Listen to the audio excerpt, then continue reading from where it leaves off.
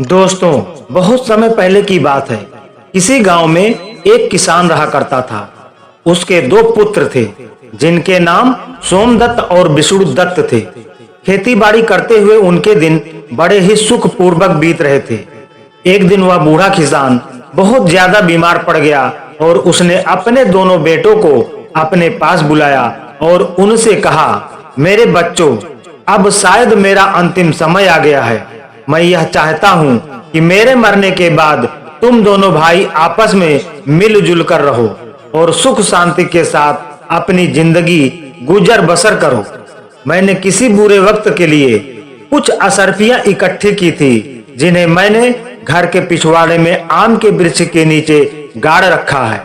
अब वह तुम्हारे काम आएंगी, लेकिन मेरे बच्चों, तुम मुझसे यह वादा करो कि तुम दोनों आवश्यकता पड़ने पर ही उसे बाहर निकालोगे। वह दोनों कहने लगे, हम वादा करते हैं बापू, जैसा आप कहेंगे हम वैसा ही करेंगे। इतना कहते ही बूढ़े किसान ने अपने प्राण त्याग दिए। थोड़े समय बाद ही उस बूढ़े किसान का अंतिम संस्कार कर दिया गया, लेकिन बड़े भाई विष्णुदत्त को अपने पिताजी के मरने का जरा भी दुख नहीं था। उसकी आंखों के सामने तो सिर्फ असरफियां ही घूम रही थी। उस रात को विष्णुदत्त को नींद नहीं आ रही थी। वह बार बार करवट बदल रहा था।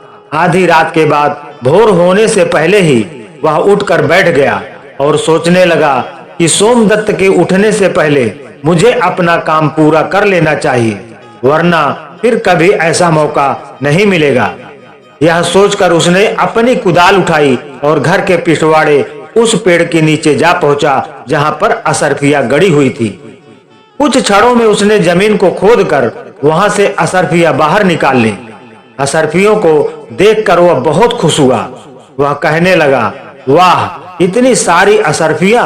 अब लगता है मुझे जिंदगी में कभी भी किसी चीज की कोई कमी नहीं होगी। उसने तुरंत ही वह असरफिया का घड़ा उठाया और दूसरे पेड़ के नीचे गाड़ दिया और फिर आराम से घर में जाकर अपने स्थान पर दोबारा लेट गया। जब सुबह हुई तो छोटा भाई सोमदत्त अपने बड़े भाई विष्णुदत्त को जोर जोर से आवाज लगाकर उठा रहा था। बड़े भैया, भैया जल्दी उठो, गजब हो गया। भैया, घर के पिछवाड़े में आम के पेड़ के नीचे की जमीन खुदी पड़ी हुई है। भैया, वहां से सारी असरफिया भी गायब है। मुझे लगता है कि कोई चोर हमारी सारी असरफिया चोरी करके निकाल गया है। विष्णुदत्त बोला, क्या बकता है मूर्ख, चल मैं देखता हूँ। जब दोनों भाई उस जगह पर पहुंचे तो सच में ही वह जमीन खुदी पड़ी थी। छोटे भाई सोमदत्त ने कहा, अब क्या करे भैया, मेरे विचार से हमें पहले कोतवाली में जाकर सूचना देनी चाहिए। विष्णुदत्त बोला, ठहरो सोमदत्त, कोतवाली जाने की कोई जरूरत नहीं है। सोमदत्त बोला, लेकिन क्यों भैया? विष्णुदत्त ने कहा, मैं अच्छी तरह जानता हूँ कि चोर कौन है जिसने दबी हुई असरफियां निकाली है। सोमदत्त ने चौंक कर पूछा, भैया, क्या आप जानते हैं वह कौन है? विष्णुदत्त बोला, तुम जानना चाहते हो तो सुनो, वह चोर तुम ही हो।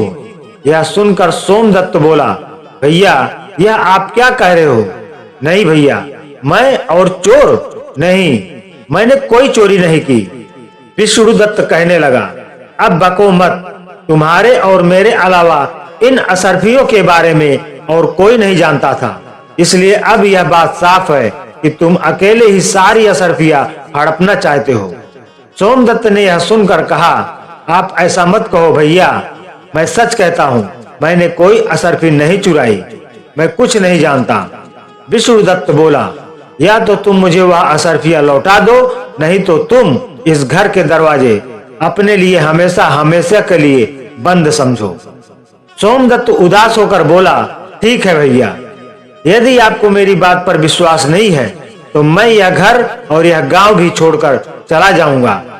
सोमदत्त दुखी मन से तुरंत ही वहां से चल पड़ा। वह सोचने लगा कि सच्चाई जाने बिना ही बड़े भैया ने मेरे साथ ऐसा सलूक क्यों किया। अब बदनाम होने से अच्छा है कि मैं यह गांव छोड़कर ही चला जाऊं। जबकि घर पर बैठा विष्णुदत्त बड़े आराम से यह सोच रहा था कि वह कितनी आसानी से यह कांटा अपने आप ही निकल गया। अब सारी असरफियां सिर्फ मेरी है। दूसरी तरफ सोमदत्त दुखी मन लेकर वहां से चलता ही जा रहा था। चलते चलते उसके मन में कई तरह के विचार उत्पन्न हो रहे थे। उसके मन में एक विचार यह भी आया कि कहीं भैया ने सारा धन हटाने के लिए यह कोई चाल तो नहीं चली। वह अपने विचारों में मगन होकर लगातार चलता ही जा रहा था कि वहां तभी एक बड़ी सी चट्टान के ऊपर जा पहुंचा। जब रात हो चुकी थी और चारों ओर अंधेरा छाने लगा था, उलझन में पड़ा सोमदत्त यह सारी बातें सोच ही रहा था कि तभी उसके कानों में कुछ आवाज आई, यह 200 हज तुम्हारे और यह 200 हज मेरे। मैं सोचने लगा कि यह आवाजें कैसी हैं। सच्चाई जानने के लिए सोमदत्त नीचे की ओर झुका। उसने देखा कि 2 आदमी वहां पर थे और वह दोनों धन का बंटवारा कर रहे थे। सोमदत्त को यह समझने में देर न लगी कि यह दोनों चोर हैं और यह दोनों चोरी का माल आपस में बांट रहे हैं। तभी अचानक से सोमदत्त का पैर फिसल गया और वह उन चोरों के बीच में जाकर गिर गया। अंधेरा होने के कारण चोरों को कुछ भी दिखाई नहीं दिया और वह डर गए और डर के भागने लगे और कहने लगे, भागो भागो भाई, यहाँ से लगता है कि यह राजा का कोई दूसरा गुप्तचर है। चोर कहने लगा, हाँ भाई तुम ठीक कहते हो, चलो भागो यहाँ से।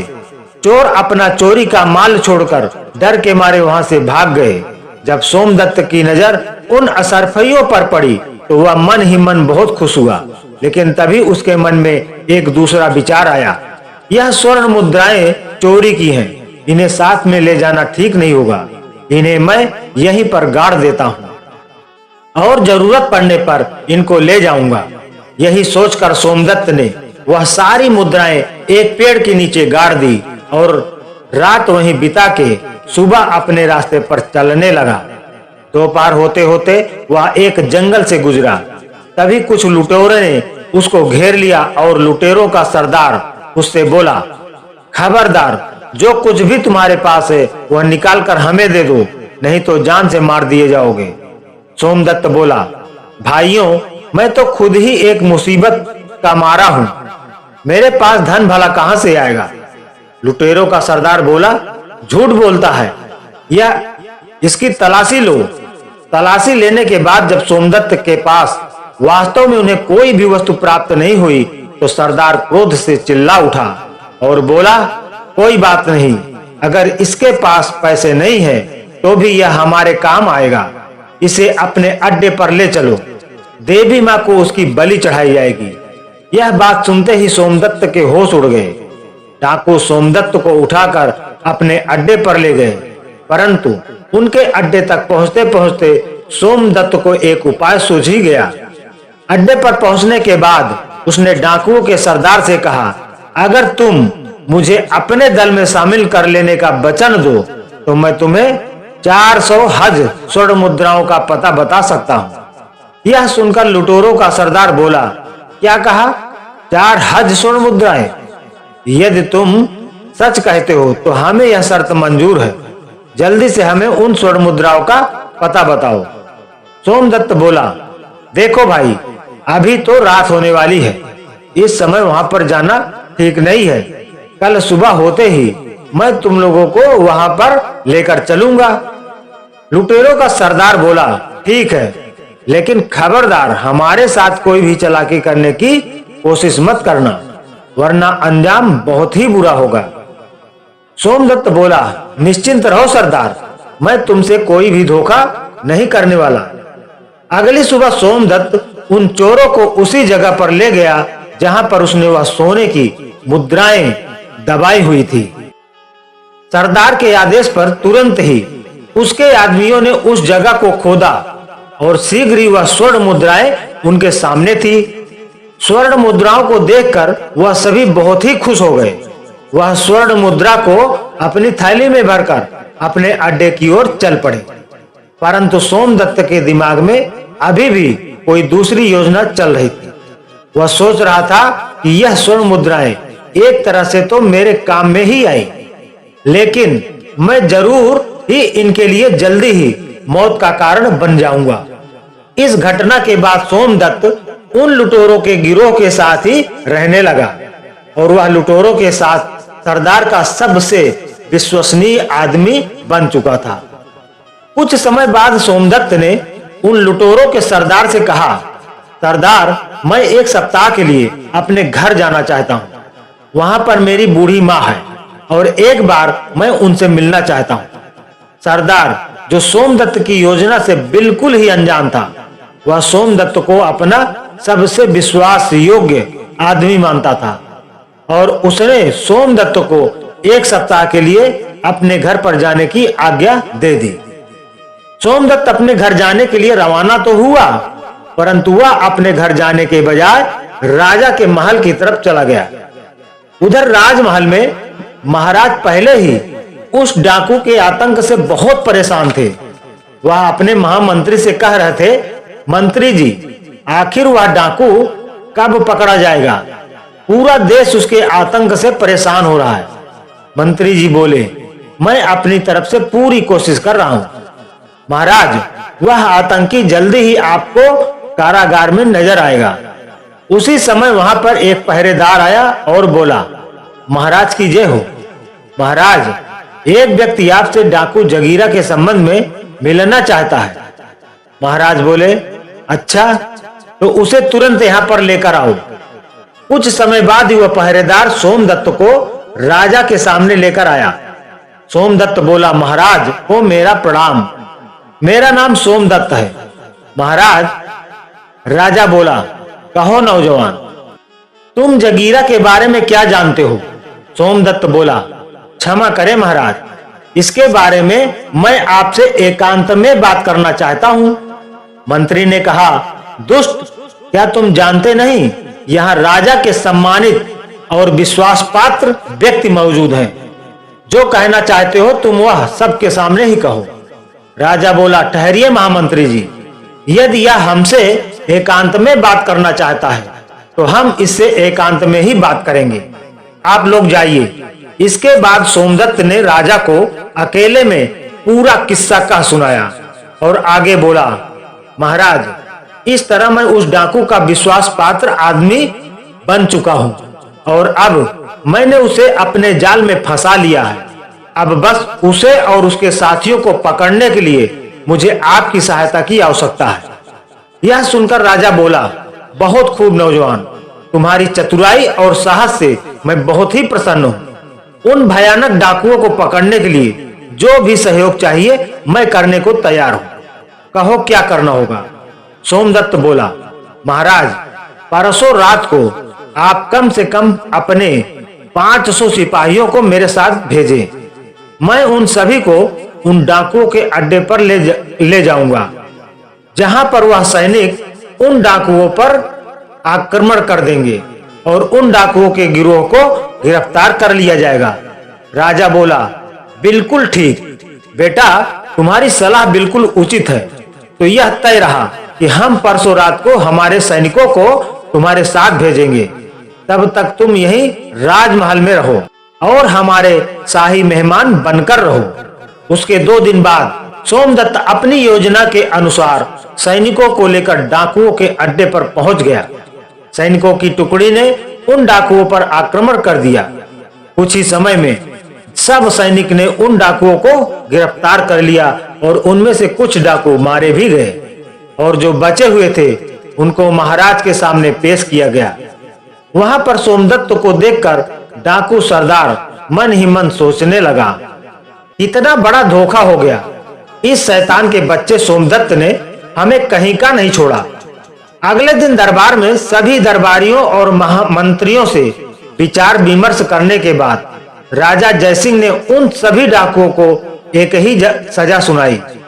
इन सभी खूनी दरिंदों को हम सजाए मौत देते हैं।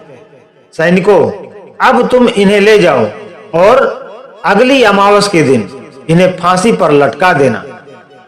उसके बाद राजा जयसिंह ने कहा, सोमदत्त, तुम्हारी बहादुरी से हम बहुत ही प्रसन्न हैं। आज से हम तुम्हें अपना सेनापति नियुक्त करते हैं। सोमदत्त ने यह सुनकर कहा, आपका धन्यवाद महाराज, जो आपने मुझे देश की सेवा करने के लायक समझा। उधर दूसरी तरफ सोमदत्त का बड़ा भाई विष्णुदत्त अपने पिता की मेहनत की कमाई को बुरे कामों में बर्बाद कर रहा था। उसे जुआ खेलने की बुरी लत लग चुकी थी। वह शराब और जुए में अपना सारा पैसा बर्बाद कर चुका था। उसकी हालत इतनी बुरी हो चुकी थी कि अब उसके पास खाने के लिए अन्न तक भी नहीं था। पूरे गांव में कहीं भी कोई भी काम नहीं मिल रहा था। इसीलिए उसने यह निश्चय किया कि इस गांव में भूखा मरने से अच्छा है कि मैं किसी दूसरे गांव में जाकर कोई काम धंधा ढूंढूं। इसी तरह वह चलता चलता उसी राज्य में आ पहुंचा जहां पर उसका भाई सोमदत्त सेनापति था। उसी नगर में वह किसी सेठ जी की दुकान पर गया और उससे पूछने लगा, सेठ जी, क्या मुझे कोई काम मिलेगा? तो सेठ जी ने उससे कहा, अरे भाई, तुम तो चेहरे से ही चोर उचक के रखते हो, तुम्हें भला कोई क्या काम देगा? इसीलिए मुझे माफ करो भाई और यहां से जाओ। विष्णुदत्त सोचने लगा, ईमानदारी से शायद मुझे यहाँ पर कोई काम नहीं देगा। अब तो पेट भरने के लिए मुझे चोर उचक्का ही बनना पड़ेगा। तभी उसकी नजर सेठ जी के पास रखी हुई एक थैली पर पड़ी। उसे लगा कि यह स्वर्ण मुद्राओं की थैली है। उसने वहां से वह थैली उठा ली और तुरंत ही वहां से भाग गया और सेठ को उसे पकड़ने का मौका ही नहीं मिला। वह तो बस चोर चोर चिल्लाता ही रह गया। बाजार के कुछ लोग उसके पीछे पीछे भाग गए, लेकिन वह विष्णुदत्त को नहीं ढूंढ पाए और मायूस होकर वे लोग वापस लौट गए। इधर सेनापति बन चुका सोमदत्त अपना काम बड़ी ही ईमानदारी से कर रहा था।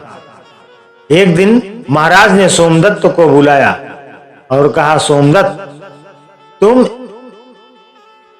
तुम एक बहुत ही बहादुर, बुद्धिमान और नेक आदमी हो। मैं चाहता हूं कि मेरी बेटी निशा के साथ तुम्हारा विवाह कर दिया जाए। कहो, इस पर तुम क्या जवाब देते हो? सोमदत्त ने कहा, महाराज, यदि आपकी यही इच्छा है तो मैं इनकार नहीं कर सकता। मुझे यह विवाह स्वीकार है। कुछ ही दिनों में एक शुभ मुहूर्त देखकर दोनों का विवाह संपन्न कर दिया गया। विवाह को अभी कुछ ही दिन बीते थे और महाराज ने सोमदत्त को कहा, बेटा सोमदत्त, अब हम बूढ़े हो चुके हैं और इसलिए हम चाहते हैं कि अब राज्य की बागडोर तुम संभाल लो। अगले ही दिन सोमदत्त का राज तिलक कर दिया गया। महाराज जयसिंह अब तीर्थ यात्रा को जो कर चुके थे। कुछ महीनों के बाद जो सबसे बड़ी समस्या सोमनाथ के सामने आई वह थी विष्णु चोर की, जो उसी का सगा भाई विष्णुदत्त था और अब तक वह नामी और खतरनाक चोर बन चुका था। सैनिकों ने काफी प्रयास किया लेकिन वह उसे पकड़ न सके। चोर उसी जंगल में एक पेड़ के पोखर में रहा करता था। वह बैठा सोच रहा था, कोई ऐसी तरकीब लगाई जाए कि मुझे बराबर चोरी करने की आवश्यकता ही न पड़े। दोबारा कभी भी भूखे मरने की नौबत नहीं आएगी और न ही कभी मुझे चोरी करने की जरूरत पड़ेगी और फिर मैं किसी दूसरे देश में जाकर अपनी आगे की जिंदगी बड़े आराम से गुजार सकूंगा। अगली रात राज खजाने की चोरी करने के उद्देश्य से विष्णुदत्त राजमहल के पीछे जा पहुंचा। हाथों में रस्सी ली हुए वह दीवार पर चढ़ने की सोच रहा था और दूसरी तरफ संयोग से उस चोर के बारे में सोच कर राजा को नींद नहीं आ रही थी। उस समय वह महल की छत के ऊपर घूम रहे थे। जैसे ही विष्णुदत्त रस्सी के सहारे छत के ऊपर चढ़ा, वहां पर मौजूद राजा सोमदत्त ने उसे देख लिया। राजा सोमदत्त ने अपनी तलवार निकाली और साथ ही अपने सिपाहियों को आवाज लगाई। कुछ ही पलों में सैनिक वहां पर पहुंच गए। राजा ने सैनिकों से कहा, सैनिकों, गिरफ्तार कर लो इसे। विष्णुदत्त ने वहां से भागने की पूरी कोशिश की लेकिन वह भागने में सफल नहीं हो पाया और सैनिकों ने उसे पकड़ ही लिया। सोमदत्त उसे देखकर बोला, तुम तो विष्णुदत्त हो मेरे भाई, लेकिन एक नामी चोर। मैं यह सपने में भी नहीं सोच सकता था कि मेरा भाई इतना बड़ा चोर निकलेगा। उसने आदेश दिया, सैनिकों, ले जाओ उसे और कारागार में डाल दो। सुबह ही दरबार में हम इसकी सुनवाई करेंगे। विष्णुदत्त को अब कारागार में डाल दिया गया। अब वह मन ही मन अपने किए पर पछता रहा था और सोच रहा था कि मेरी बुरी नीयत ने मुझे आज पतन की इतनी गहराई में धकेल दिया, जबकि सोमदत्त, जिसे मैंने बेईमान बनाकर धक्के मारकर अपने घर से निकाला था, अपनी ईमानदारी और नेकी की वजह से एक राजा बन गया, और मैं, जिसके पास सब कुछ था, एक चोर बनकर आज उसके बंदी गृह में पड़ा हुआ। इधर सोमदत्त की आंखों में भी नींद का नामो निशान नहीं था। वह सोच रहा था कि कल का दिन मेरे जिंदगी का बहुत ही कठिन दिन होगा। मुझे एक बहुत ही भयानक अग्नि परीक्षा से गुजरना होगा। क्या इस परीक्षा में मैं कामयाब हो पाऊंगा? मुझे भी समझ नहीं आ रहा। काश महाराज ने मुझे राजपाट न सौंपा होता। अगले दिन दरबार में चोर विष्णुदत्त को पेश किया गया। राज ने उससे कहा, विष्णुदत्त, तुम्हारे ऊपर लगाए गए सारे चोरी के इल्जाम प्रमाणित हो चुके हैं। क्या अब तुम्हें अपनी सफाई में कुछ कहना है? विष्णुदत्त बोला, बस इतना ही कहना चाहता हूं महाराज कि मुझ जैसे शैतान को आप इतनी कठोर से कठोर सजा दें कि भविष्य में चाहकर भी कोई चोरी न कर सके। सोमदत्त ने कहा, ठीक है, हम तुम्हें ऐसी ही सजा देंगे। सोमदत्त, सैनिकों, ले जाओ इस चोर को और इसका एक हाथ और एक पैर काट दिया जाए और इसके बाद इसे देश की सीमा से बाहर निकाल दिया जाए। सोमदत्त का यह इंसाफ देखकर उसकी प्रजा और उसके मंत्री सब उसकी जय जयकार करने लगे। राजा की आज्ञा का पालन किया गया और चोर विष्णुदत्त का एक हाथ और एक पैर काटकर उसे राज्य की सीमा से बाहर निकाल दिया गया। जब वह देश छोड़कर जा रहा था तो तभी उसके सामने राजा सोमदत्त आ गए। सोमदत्त को देखकर विष्णुदत्त बोला, महाराज, काश आपने मेरा हाथ और एक पैर काटने के बजाय मुझे मौत की सजा दी होती। ऐसा करके तो आपने मुझे तड़प तड़प कर मरने के लिए दुनिया में छोड़ दिया। सोमदत्त ने कहा, उस समय तो मैं एक राजा था, परंतु अब आपके सामने राजा सोमदत्त नहीं बल्कि आपका छोटा भाई सोमदत्त खड़ा है। एक राजा होकर मैंने एक चोर को सजा देकर अपने धर्म का पालन किया है और अब एक भाई अपने भाई के पास अपने धर्म और कर्तव्य का पालन करने के लिए आया हुआ है। विष्णुदत्त ने कहा, मैं कुछ समझा नहीं। सोमदत्त बोला, भैया, मैं जानता हूं कि एक हाथ और एक पैर कटने के वजह से आप कहीं भी कोई काम नहीं कर पाएंगे और इसके लिए आज मैं आपको कुछ धन देकर जाऊंगा। इस थैले में कुछ स्वर्ण मुद्राएं हैं जो कि मेरी मेहनत की कमाई हुई है। मुझे विश्वास है कि इतने धन के साथ आप किसी दूसरे राज्य में अपना जीवन आराम से व्यतीत कर सकते हैं। लेकिन भैया, आप इनकार मत करिए, नहीं तो कभी भी मैं अपने आप को माफ नहीं कर पाऊंगा। यह सुनकर विष्णु बोला, तुम कितने महान हो सोम, ईश्वर हमेशा तुम्हें इसी तरह से खुश रखे। फिर दोनों ने आपस में गले लगकर एक दूसरे से बड़े ही भारी मन से विदा ली। बड़ा भाई छोटे भाई से कहने लगा, मेरी ईश्वर से यही विनती है कि मुझे हर जन्म में तुम्हारे जैसा ही भाई मिले। और दोनों भाई अपनी अपनी राह पर वापस चले गए और उसके बाद उस देश में विष्णुदत्त को दोबारा किसी भी ने नहीं देखा और राजा सोमदत्त भी अपनी प्रजा का पालन करते हुए एक सुखमय जीवन बिताने लगा। तो दोस्तों, कैसी लगी आपको यह कहानी? कमेंट करके जरूर बताएं। अगर कहानी आपको अच्छी लगी हो तो वीडियो को लाइक करके ज्यादा से ज्यादा शेयर करें और अभी तक हमारे चैनल को सब्सक्राइब नहीं किया है तो सब्सक्राइब जरूर कर लें। बहुत बहुत धन्यवाद।